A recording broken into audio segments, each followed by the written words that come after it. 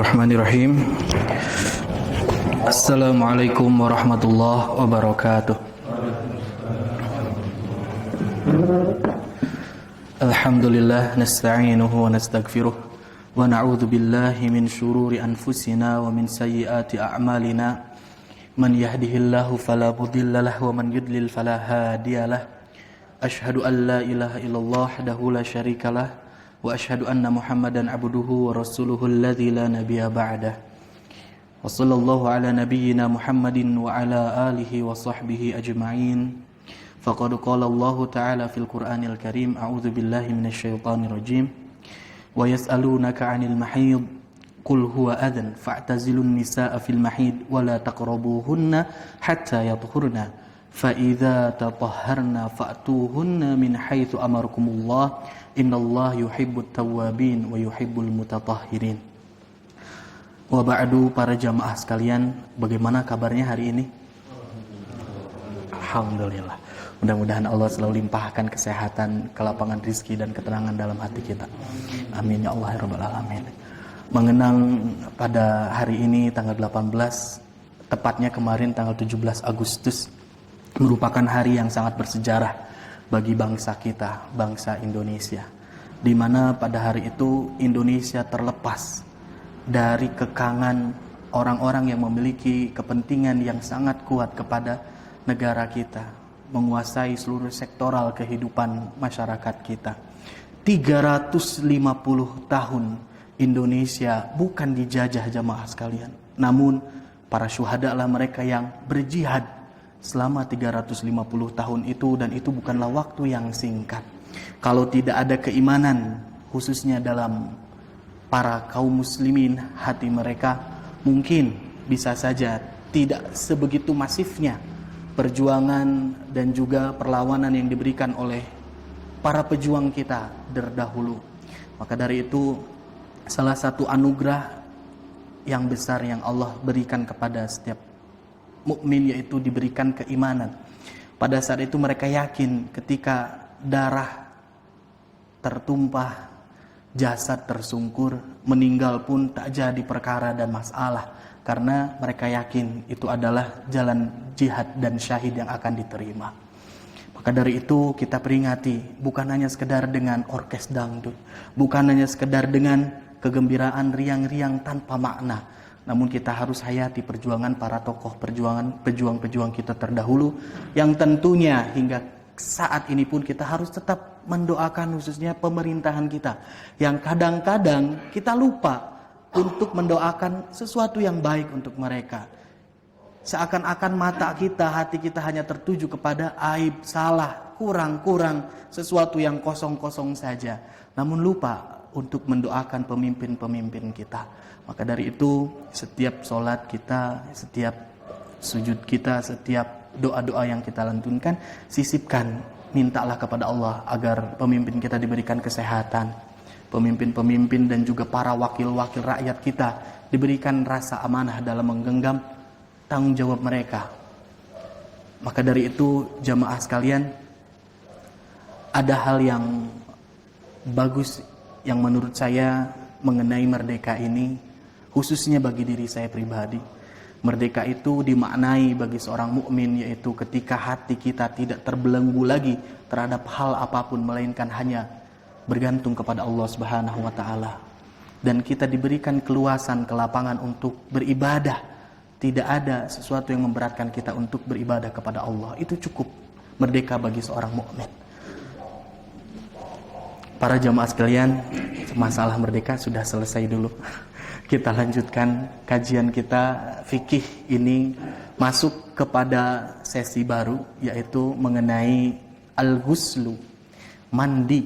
Ya, kemarin terakhir wudu udah selesai, membasuh kedua sepatu, mengusapnya tanpa perlu membukanya sudah kita bahas dengan tuntas. Sekarang kita masuk mengenai perkara mandi. Hebatnya Islam bukan hanya memberikan arahan dan juga peraturan kepada setiap orang yang memeluknya mengenai peribadahan dalam masjid semata, bukan hanya dalam bersujud semata, namun diberikan sampai hal-hal terkecil bagaimana seseorang harus memiliki adab dalam cara rangka masuk ke dalam WC. Masuk WC aja ada aturannya, apalagi siasah sampai masalah politik pun itu ada batasan dan aturan-aturan yang diberlakukan oleh Islam. Sektor ekonomi pun ada batasan-batasannya, bisnis ada, seluruhnya sampai kesehatan pun Islam memberikan solusi-solusi dan juga memberikan batasan aturan-aturan terhadapnya. Dan ini adalah yang tidak kalah penting mengenai mandi. Pertanyaan besarnya, apakah mandi kita selama waktu umur yang telah Allah berikan selama ini sudah sesuai dengan apa yang dicontohkan oleh Rasul? Itu.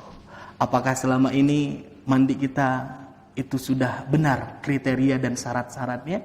Nah, maka dari itu insya Allah kita akan bahas ke depan mengenai perkara mandi ini, dan bahasanya nanti mengenai wajib mandi. Nanti istihab, anjuran-anjuran mandi. Setelah itu bagaimana tata cara mandi, baik laki-laki khususnya, ada perkara yang lebih lagi bagi perempuan itu memiliki kesulitan tersendiri, nanti kita bahas juga. Dan setelah masalah ini, apa saja larangan orang-orang yang junub, nanti kita bahas. Dan selanjutnya setelah bahasan mandi selesai, kita masuk kepada bab yang selanjutnya, itu tentang tayamum, Pak Ferry ya. InsyaAllah setelah al-ghuslu nanti ada tayamum. Para jamaah sekalian, saya akan langsung tuliskan saja.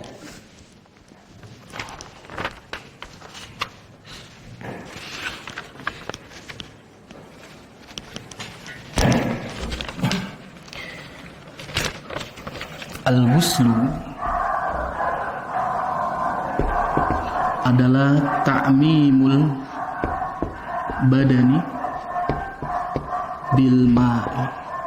Secara ringkas yang namanya mandi itu dimaknai dengan meratakan setiap anggota badan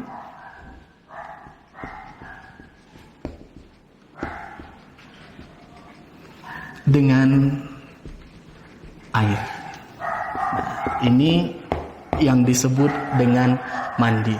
Di dalam Al-Quran Allah Subhanahu wa Ta'ala menjelaskan di dalam surat Al-Maidah, potongannya ayatnya di ayat ke-6, wa in kuntum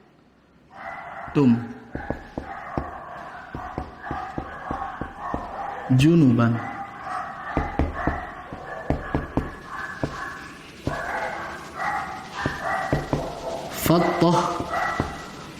Fattahiru Pak. Fattahiru, iya. Leres. Nah, ini potongan ayat di ayat ke-6 surat Al-Maidah. Allah Subhanahu wa Ta'ala, jika keadaan kalian junub.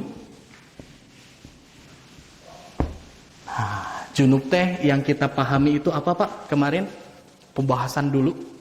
Ketika seseorang itu pertama dia bersenggama, ya, bergaul suami istri.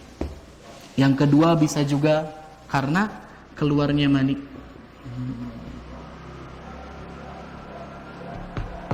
Ini adalah beberapa hal yang membuat seseorang dimasukkan ke dalam kategori junub. Fattahiru, maka di sini bersucilah.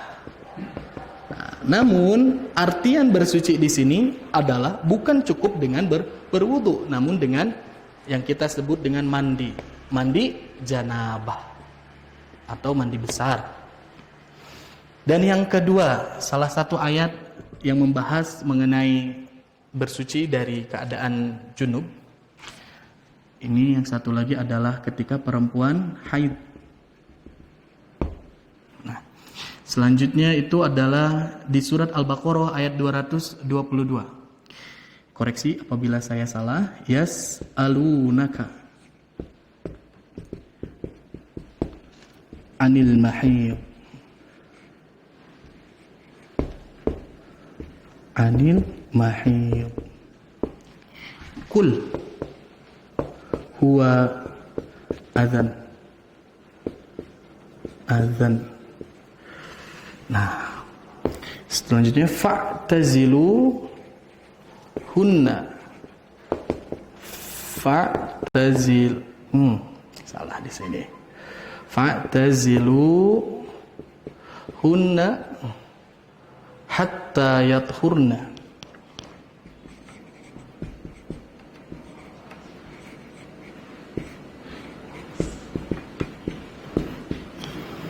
Fa'idha tatahharna fa'tuhunna min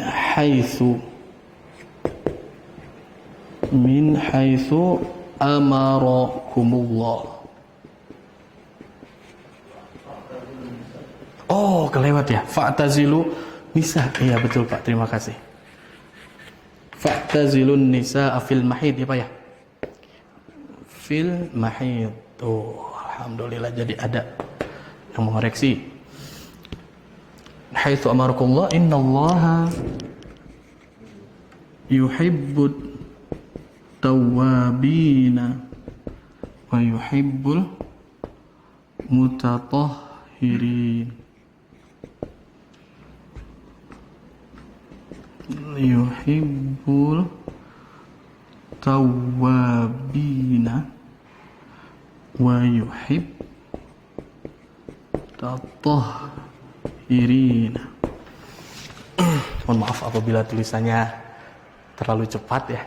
Yas'alunaka 'anil mahid. Mereka bertanya kepada engkau Muhammad 'anil mahid. 'Anil mahid mengenai haid. Qul huwa adzan. Katakanlah wahai Muhammad, huwa haid itu adzan adalah suatu kotoran. Darah kotor yang keluar dari perempuan karena tidak dibuahinya sel telur. Maka dari itu gugurlah darah dengan keluarnya darah. Fa'tazilun nisaa fil mahid. Maka jauhilah perempuan-perempuan ketika mereka haid. Nah, setelah itu wala taqrabuhunna hatta yathurna. Nah, ini wala taqrabu. Kalau ditulis. Nah, dan janganlah kalian dekati perempuan-perempuan istri-istri kalian itu hatta yathurna sehingga mereka suci. Nah, di sini maksudnya bukan mendekati itu dalam artian itu jangan melakukan tindakan hubungan suami istri. Kalau berdekat-dekatan tidak apa-apa.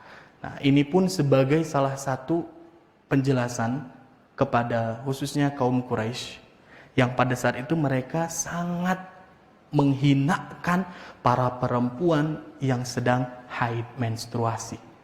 Ketika perempuan haid itu sampai salah satunya ada yang dipulangkan ke rumah orang tuanya, tidak mau satu kamar, tidak mau makan di tempat meja yang sama, apalagi sampai menyentuh piring dan gelas yang sama, mereka tidak mau. Nah, maka dari itu Islam memberikan penjelasan bahwasanya nggak apa-apa bersama-sama, yang tidak boleh dan dilarang itu adalah bersenggama, bergaul.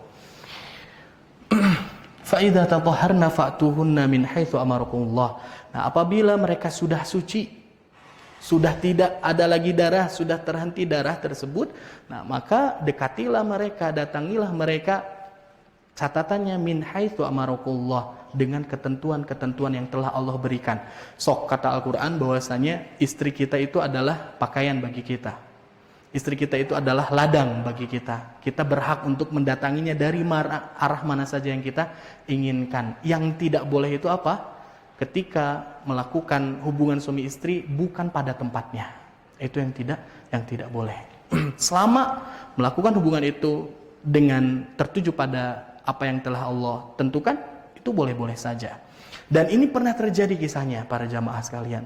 Pada saat itu sahabat muhajirin yang dari Mekah, gak apa-apa lah ya, di sini udah pada dewasa insya Allah. Nah, dari Mekah mereka berhijrah ke Madinah Al-Munawwarah. Ketika di Madinah ada para suami ataupun para lelaki yang tidak memiliki istri dan mereka menikah. Di sana ada juga yang ta'addud, menambah lagi istri dengan orang-orang Ansor. Perempuan-perempuan Ansor asli penduduk Madinah. Dan setelah itu terjadilah satu permasalahan yang diperbincangkan kepada Nabi. Ada perempuan-perempuan Ansor ngeluh ke Nabi, apakah cara didatanginya perempuan itu dari atas, dari bawah, maksudnya seperti ini Pak. Biasa nama perempuan teh dihandap. Nah, iya mah perempuan teh di luhur. Dan di kalangan Ansor adat kebiasaan ini tidak pernah berlaku. Hingga timbullah permasalahan, ditanyakan kepada Nabi, boleh enggak perempuan di atas gitu. Kata Nabi, silahkan, selama sesuai dengan ketentuan yang Allah berikan itu diperbolehkan. Tentunya dengan adab-adab yang sudah jelas, tidak juga menampakkan aurat kita, harus kita tutup dengan kain atau selimut atau apapun. Min haitsu amarakumullah, innallaha yuhibbut tawwabin wa yuhibbul mutatahhirin. Sesungguhnya Allah menyukai orang-orang yang bertaubat dan juga Allah menyukai orang-orang yang selalu membersihkan dirinya. Nah, ini kaitannya para jemaah sekalian, Allah itu menyukai seseorang hamba bukan hanya fisiknya yang bersih, tapi hatinya juga. Jadi salah ungkapan yang penting hatinya bersih. Bajunya misalkan afwan, dia tidak membersihkan dirinya, tidak berseka, tidak tarapti, tidak apik gitu. Jadi dua-duanya pun unsur jasadia dan juga ukhrawi itu harus sama-sama bersih. Saya akan hafuz. Ini adalah dalil syar'i mengenai perkara mandi. Dan sekarang kita masuk kepada pembahasan yang pertama, yaitu siapa keadaan orang-orang yang diwajibkan untuk mandi. Kita akan bahas sekarang. Bapak-bapak sekalian, pembahasan mengenai kewajiban seorang muslim untuk melaksanakan mandi. Wajibnya mandi itu diberikan kepada 5 keadaan. Yang pertama, ketika seseorang bermimpi. Saya beri tanda bermimpi. Dan juga keluarlah air. Dalam arti sperma ataupun mani. Ketika seseorang bermimpi, keluarlah air dibarengi dengan syahwat. Ini adalah ketentuan pertama seseorang wajib mandi. Namun ternyata mengenai masalah bermimpi dan keluarnya air ini ada beberapa masalah yang terjadi di kalangan kita dan itu sudah dibahas dari zaman terdahulu para ulama-ulama kita. Yang pertama, ada orang yang dia keluar mani. Ini mah bukan dalam mimpi, tapi dalam kondisi sadar keluar mani tanpa ada rasa syahwat. Dorongan libido yang tinggi. Nah, apakah hukum atau syariat Islam itu menghukuminya harus mandi atau tidak? Kita akan bahas. Yang kedua, nah, ada orang yang mimpi, jemaah sekalian. Namun dia tidak mendapati air, tidak keluar air.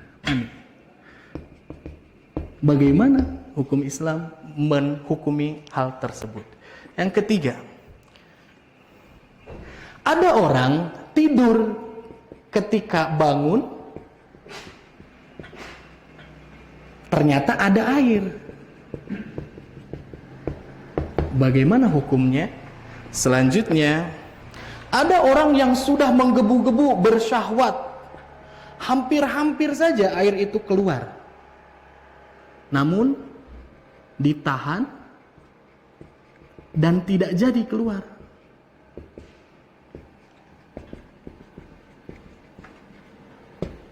Dan terakhir, ketika seseorang ABCDE, ketika seseorang dia tidak sadar, ternyata di pakaiannya ada mani.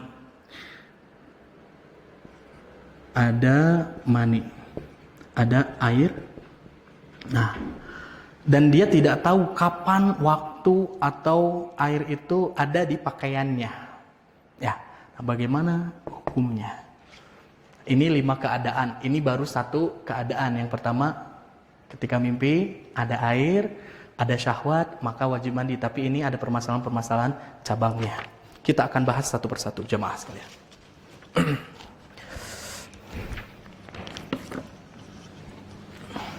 Yang pertama, yang menjadi poin yang pertama, khurujul mani bisyahwatin fin naumi awil yaqadhah min dzakarin aw untha. Yang pertama wajibnya seorang mandi itu ketika keluarnya mani, ya. Kalau saya situ tulis bermimpi. Cuman kalau di sini itu tidak kekhususan tentang mimpi, namun bahasanya ke bawahnya tentang mimpi. Bisyahwatin karena ada syahwat. Fin naumi awil yaqdhah, kalau ini sebutkan juga dalam tidur ataupun ketika dia sadar, terjaga. Min dzakarin au untha, baik laki-laki ataupun perempuan, sama-sama dia pun wajib mandi ketika dia mendapati air mani keluar dari tubuhnya. Yang pertama, idza kharajal maniyu min ghairi syahwatin, apabila keluarnya mani itu min ghairi syahwah, tanpa dibarengi dengan syahwah.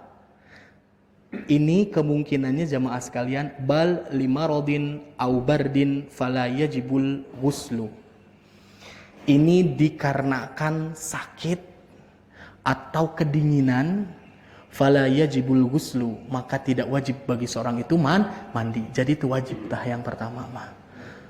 Karena dia keluar tanpa syahwat, tanpa ada sebab, dan bisa jadi kemungkinannya itu karena faktor cuaca dan kondisi yang tidak fit.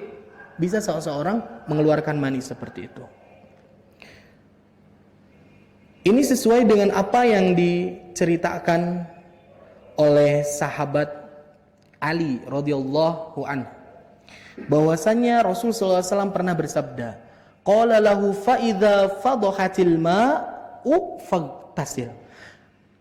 Berkata Rasul SAW kepada Ali ini, apabila air itu keluar dengan terpancar, dengan syahwat, fagtasil, maka mandilah. Di antara hadis yang cukup merinci dan juga merujuk kepada permasalahan ini, sebagaimana yang dikatakan oleh Imam Mujahid. Ini ceritanya cukup menarik. Baina nahnu ashabi ibni Abbas. Ketika itu kisah ini terjadi di bagian pada saat sahabat-sahabat Ibnu Abbas itu sedang berkumpul halkun fil masjid, membuat holakoh. Kalau kita nih sedang holakoh nih kayak gini, sedang membuat putaran lah atau nuju ngumpul di masjid.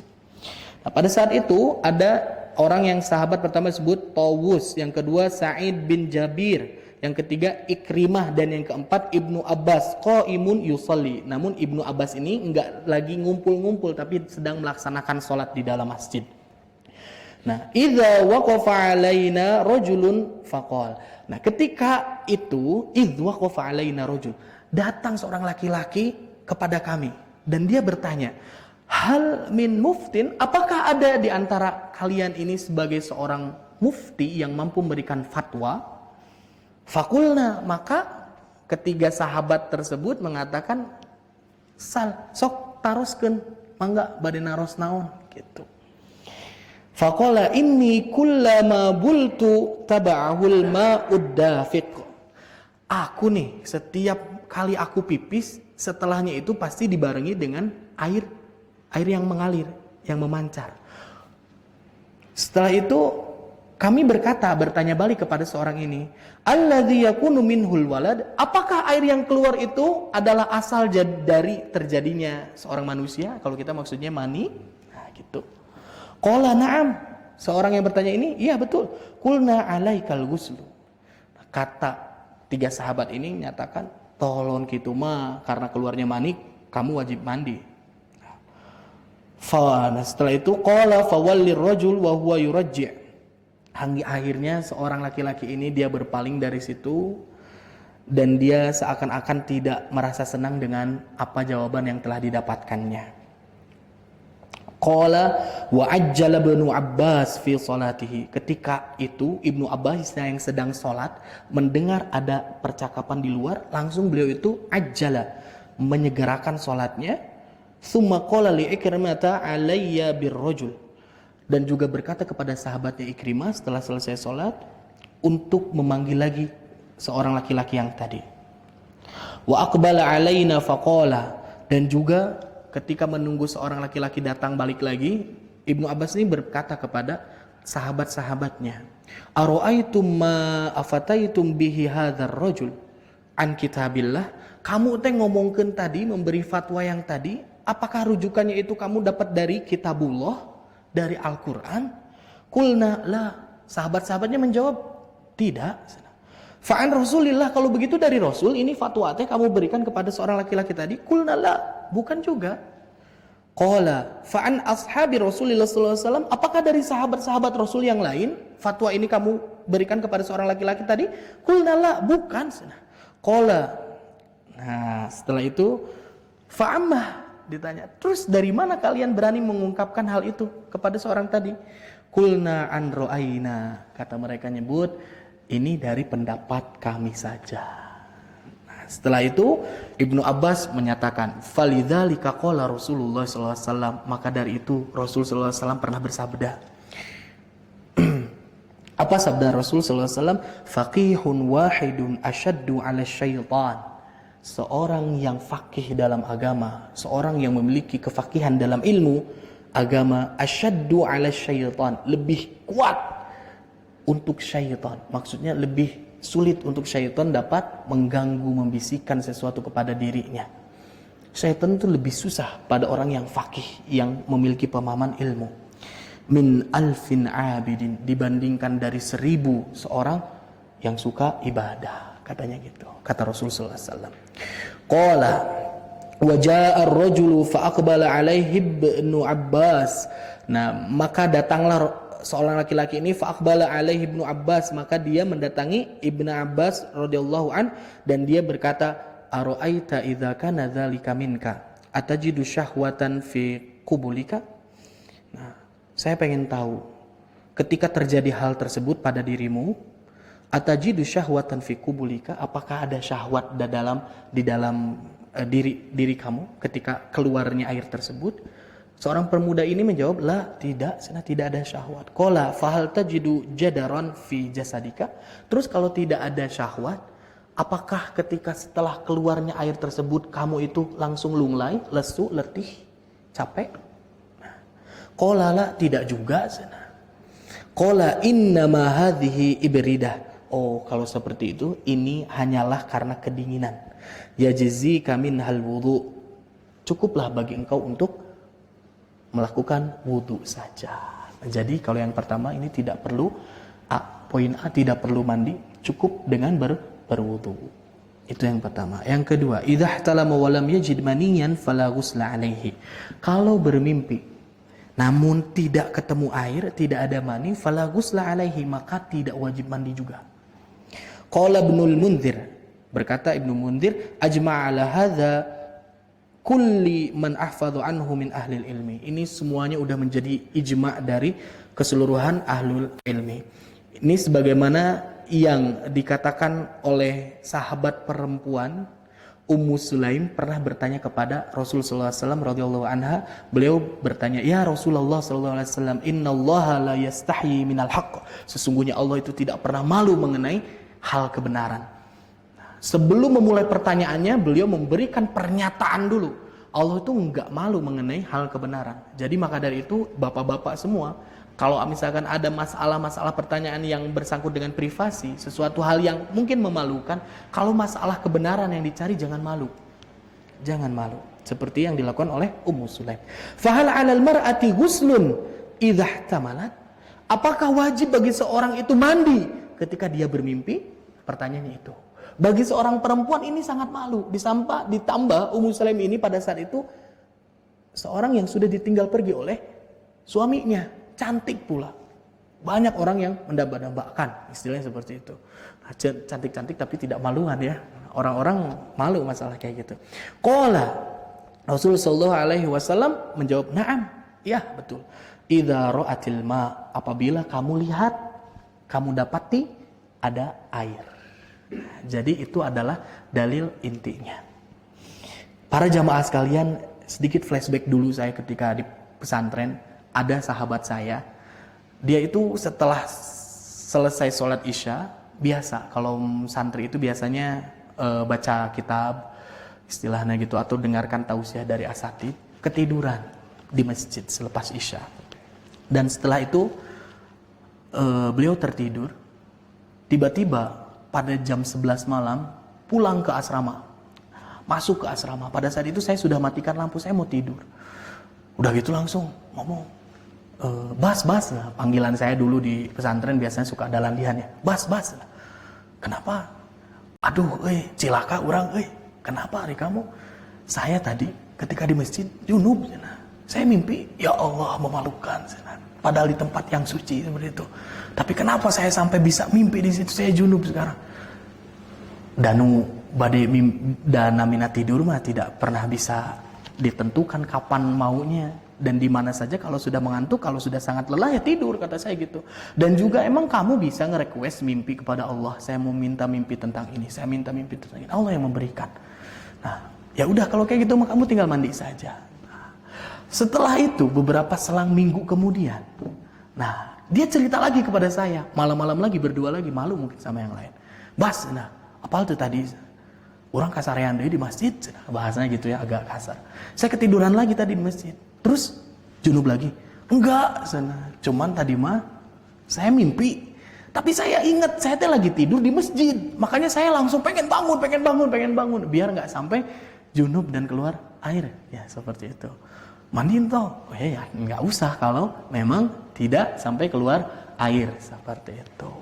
Nah ini adalah landasannya. Jadi yang kedua, ketika mimpi tidak keluar air, tidak bertemu dengan air, maka tidak wajib mandi. Idzan tabaha minan naum fawajada balalan walam yadhkur ihtilaman. Nah, ini yang ketiga itu, ketika seseorang bangun dari tidurnya, fawajada balalan, dia dapati basah celananya. Walam yadhkur ihtilaman, dan dia tidak ingat dia sudah mimpi. Pas bangun-bangun basah gitu. Dan dia tidak merasa bahwasanya saya udah bermimpi, nggak ngerasa nanaon. Ini berdasarkan hadis Nabi sallallahu alaihi wasallam, ada seorang laki-laki yang persis bertanya kepada Rasulullah sallallahu alaihi wasallam mengenai ini. Ketika bangun sudah basah, kata Nabi sallallahu alaihi wasallam, igtasil, mandi. Kalau memang ketemu air. Kenapa bisa seperti itu? Nah, li'anna adh-dhahiru anna khurujahu kana lihtilamin nasihu. Karena pada asalnya keluarnya air mani tersebut kana lihtilamin, ketika tidur itu karena ada mimpi. Nasihu, namun dia lupa tentang mimpi tersebut. Kadang-kadang Pak, saya bukan masalah mimpi ini ya, mimpi yang umum. Saya kadang-kadang merasa pas bangun tidur, tadi asa mimpi, tapi mimpi naon gitu, asa seneng gitu ya, tentang apa sih tadi mimpinya gitu. Cuman saya emang nggak keluar air gitu, tapi lupa aja. Memang kebanyakannya kadang-kadang seperti itu. Maka dari itu pada asalnya ketika keluarnya air itu akibat mimpi. Namun seseorang tersebut lupa akan mimpinya. Fa in syakka wa lam ya'lam, namun apabila dia ragu dan dia tidak tahu, hal huwa maniyun aw ghairih, apakah itu mani atau bukan? Nah ini yang kedua masalahnya. Ketika lihat basah, pas dia raba, dia coba teliti, ternyata ini teh apa sih? Saya nggak yakin ini mani atau bukan. Maka fa'alaihil ghuslu ihtiyatan, lebih baik untuk jaga-jaga, untuk berhati-hati, sokeh mandi gitu. Kalau udah tahu, oh ini mah mani misalkan ya udah harus mandi. Tapi kalau misalkan tahu ini basah, hangser, itu mah jangan. Itu mah harus mandi juga sih, harus bersih ya. Tambah-tambah ngebersih. Ngompol ya. Tambah-tambah harus mencuci bajunya, kasurnya, seperti itu. Nah, jadi itu dia. Jadi yang poin yang ketiga, bila bangun ada air, wajib mandi. Dan yang keempat, ahassa bintiqalil mani 'inda syahwa, fa amsaka dzakarahu falam yakhruj fala ghusla 'alaihi. Nah, ada orang yang hampir-hampiran saja maninya itu keluar. Dia keluar karena ada gejolak syahwat dalam dirinya. Hampir-hampiran saja. Fa amsaka dzakarahu, maka dia pegang zakarnya ini, pegang alatnya ini sehingga menutupinya sehingga tidak jadi keluar. Falam yakhruj fala ghusla 'alaihi, maka tidak wajib juga untuk mandi. Ini harus difahami, gejolak syahwatnya itu dalam artian bukan dalam bersenggama ya, bukan dalam bersenggama. nuju naon we eta mah pokona mah. Falam yakhruj fala ghusla alaihi. Lima taqaddama min anna an-nabiy sallallahu alaihi wasallam ala qol igtisal ala ru'yatil ma'i fala yuthbatil hukmu biduni. Karena kaitan mengenai mandi itu satu indikatornya yaitu munculnya air, fala yuthbatil hukmu bidunya, dan juga tidak bisa diisbatkan hukum kalau tidak ada air ini, kecuali tadi kalau karena sakit ya, kalau karena sakit. Tapi kalau selain dari sakit itu maka harus kita mandi.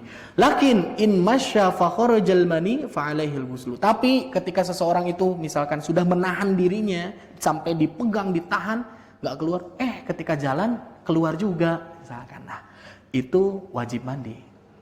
Itu jadi wajib mandi. Dan yang terakhir jemaah sekalian. Jadi yang keempat ini tidak wajib, dan yang kelima ketika seseorang ra'a fi thawbihi maniyan, tiba-tiba dia melihat di bajunya itu, di pakaiannya itu ada air. La ya'lamu waqta husulih, dan dia tidak tahu kapan sih waktu adanya, datangnya si air ini.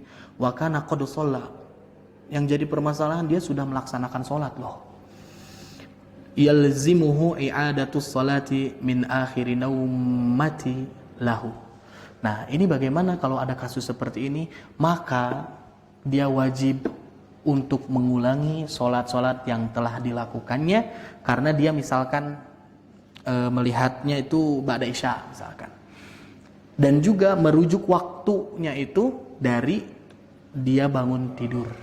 Misalkan bangun tidur bobo siang jam 2, jam setengah 3 bangun. Udah gitu sholat asar, udah gitu sholat maghrib, udah gitu sholat isya. Ba'da isya pulang ke rumah buka baju, kok ada mani. Nah, maka dihitungnya itu diulang sholatnya itu dari asar, dari maghrib, dan juga isya. Bukan hanya langsung sholat diulang gitu, tapi harus mandi dulu, harus mandi. Nah, karena ini ada syarat-syarat yang tertinggal dan itu harus disempurnakan seperti itu. Itu adalah pembahasan yang cukup panjang mengenai masalah keluar mani dalam bermimpi ataupun dalam terjaga, baik perempuan ataupun laki-laki. Dan ini kelima cabang permasalahan ini permasalahan yang paling umum. Barangkali ada permasalahan-permasalahan, pasti ada. Nah, maka dari itu kita harus selalu terus mencari dan menggali. Kalau tidak tahu, kadang-kadang orang kan atos weh, Allah yang tahu kan gitu bahasanya. Udah mau gimana lagi, Allah yang tahu niat kita mah. Iya, niatnya harus baik, harus wajib, tapi jalan yang ditempuh amalnya pun harus baik. Ya, jadi seperti itu. Sampai sini mau ada yang dipertanyakan dulu jamaah sekalian? Ya, Mas Gafiki.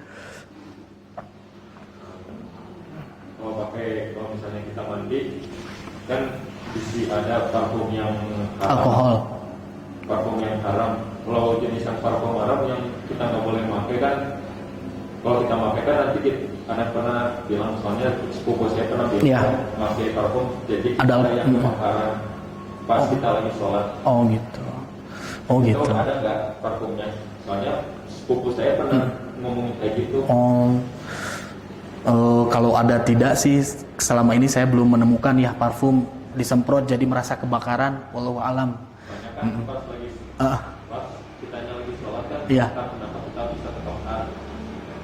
Atau mungkin ada Allah, mungkin Allah tidak suka kalau buat orang begitu. Itu ada nggak isu-isunya?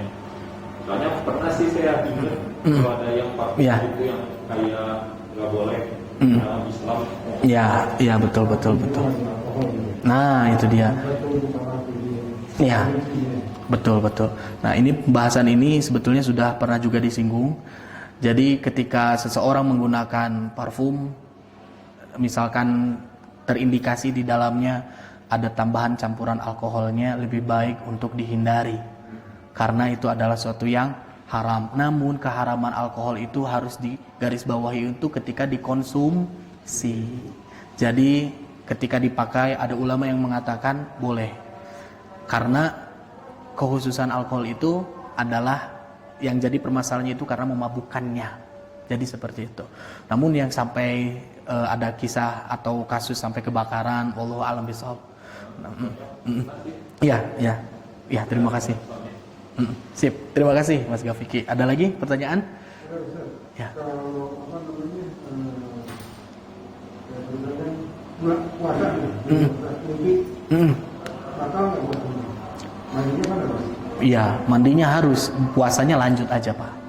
Lanjut aja. Betul, betul. Iya. Malah itu rahmat ya. Siang-siang kan nggak boleh sama istri. Tidak. Betul. Tidak apa-apa. Yang membatalkan saum itu adalah ketika ada makanan yang melewati kerongkongan kita masuk. Itu yang membatalkannya. Selain dari itu, hatta sampai bermimpi dan keluar mani sekalipun itu tidak membatalkan saumnya. Namun berkewajiban untuk mandi. Itu Pak. Jadi insya Allah saumnya tetap berlanjut. Ya, alhamdulillah barangkali itu nanti ketika apabila ada pertanyaan selanjutnya kita akan bahas di episode-episode yang akan datang. Tinggal 4 poin lagi kewajiban-kewajiban mandi bagi kita. Insya Allah kita akan bahas di pertemuan yang selanjutnya. Kita tutup dengan bacaan hamdalah dan doa kifaratul majelis bersama-sama. Alhamdulillahirabbil alamin. Subhanakallahumma bihamdik asyhadu an la ilaha illa anta astaghfiruka wa atubu ilaik. Wassalamualaikum warahmatullahi wabarakatuh.